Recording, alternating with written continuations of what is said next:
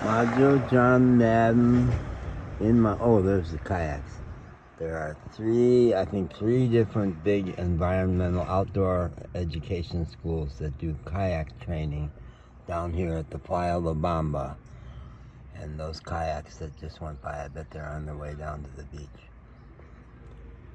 I am in the Boca Del Rio, affluent suburb of Veracruz, where I've been for 2 weeks, I think, today. There they go.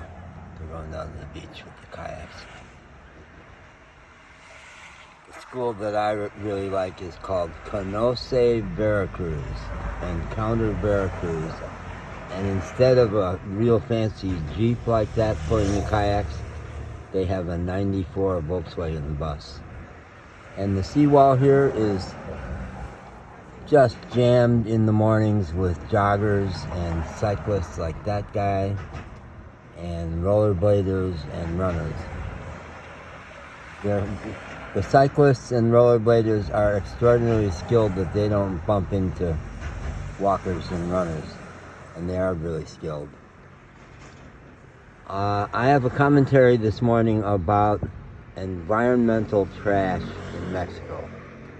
On the one hand, environmental trash in Mexico is a genuine scourge. All along the roadways you will find piles of garbage that have just been dumped. But the society is bouncing back. It's doing a lot, and people are changing their habits in wonderful ways, partly from poverty. You do not see expensive water bottles in Mexico. People put their water in empty yogurt bottles. Lala is a totally Mexican company. I like them a lot. You can get Yoplait and Danone, but I prefer Lala. Or Coke bottles. Or big ones, the big 2-liter bottles. They'll fill their water in that. All through the South, Walmart stores are adrift in plastic bags. At one point they had some kind of a slogan at the checkouts where they would say, add one more item. We're always going to add one more item. So they put 2 items in the bag instead of 1. And everywhere, the fences around the Walmart store, if it's a windy area, are just plastered with plastic bags all over the place. It's insane. It's very obscene. In Mexico, the Walmart stores and the bigger grocery stores will not give you plastic bags. They don't have any. You can buy for something like 13 cents usually, which is 13 pesos is not even as much as a penny American.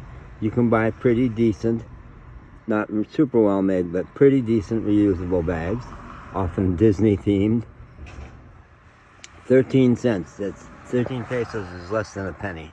In the U.S., to get a reusable bag in the grocery store, it's going to be like 99 cents, 99 U.S. cents, which is a lot of money. So you get them cheap, and people use them. Everywhere where you walk down the street, this is what people are using as their shopping bags. They're carrying them over their shoulders. If a store gives plastic bags, the little tiendas will. Usually it's super cheap, super poorly made, and if you're lucky, you can ask for one with Maneras handles and they'll have them. Often they don't at all. The OXXO stores, the big convenience stores, do have, it's roughly the equivalent of a Walmart bag for a penny. And most people don't bother to spend a penny on it. So they bring their own bags or carry a whole lot of things.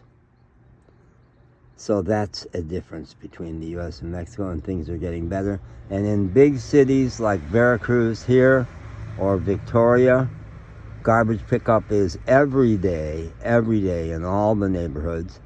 Now, it may look unsightly because people bring their garbage out and put it in good, solid, tied up plastic bags on the corner, or in Vega de Alator, they would put it in the middle of the intersection, knowing that the garbage crew would come through at 7 o'clock and get it all up. There's much more respect for garbage collectors in Mexico. In the U.S., you call them garbage men. So how would you like the word basura or garbage as part of your job title? They don't do that down here in Mexico. In Vega de Alator and El Diamante, it was Los Hombres de Limpieza, the men who clean the neighborhood. That's a title of respect. In Jalapa, it was recolectores, people who collect things. They recollect things for you.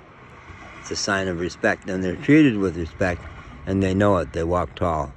One of my best buddies in Chicago, in pretty classist Chicago, his father had been a garbage man. And even though he himself went on to get a master's degree and work in corporations, I think he never shook the scars of having a father who was a garbage man. They're respected in Mexico. The working class are the people. They are respected even by the government, the people. Yes.